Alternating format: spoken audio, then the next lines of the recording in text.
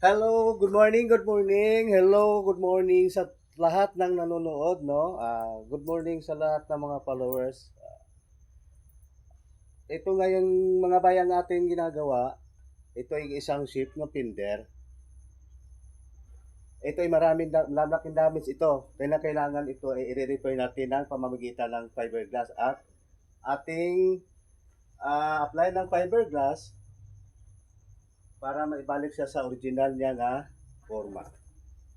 Ito mga bayan, ang ating mga bayan na gagawin ngayon, etong fender, buka ito.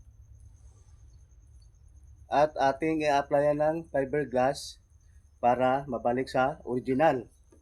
Itong nakikita nyo to yung mga bay, hindi ito napapantay yung gilid dito. Gawa lang ito ay na-damage na. At ang gagawin natin mga bay, apply natin to ng fiberglass para maibalik sa dati niya nga forma. Ito mga guys, ito mga bay, ang gagawin natin ngayon, apply natin ng fiberglass. Ito naman ang gagawin natin. Ito mga bay, na fiberglass, ilalagay natin dito, i-apply natin dito mga bay. Ganyan. Para magpantay ang gilid dito.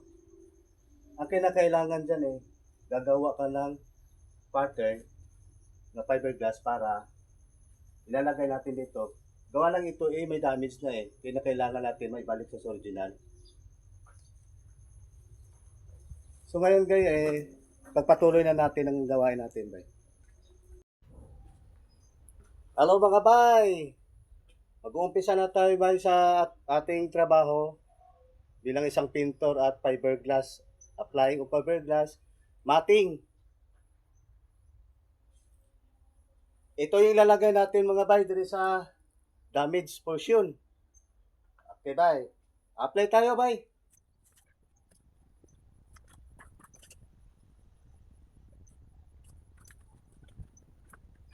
At ito naman ang resin. Yan ang dapat maganda paghahalo para mabilis matutuyo.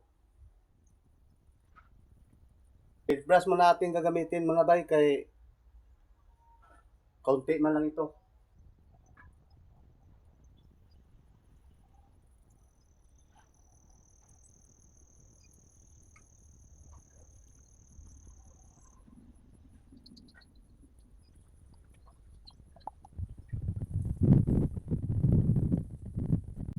Okay mga bay, ihintay na lang tayong matutuyo. Thank you for watching. Hello mga bay, natatapos naman mga bay ang ginagawa ngayon ng fiberglass. Ito ipapakita ko sa iyo mga bay ang mga ginagawa kong fiberglass. Natatapos na rin ito, kaya lang inaantay natin nga matutuyo. Ito mga goy. Ano bay?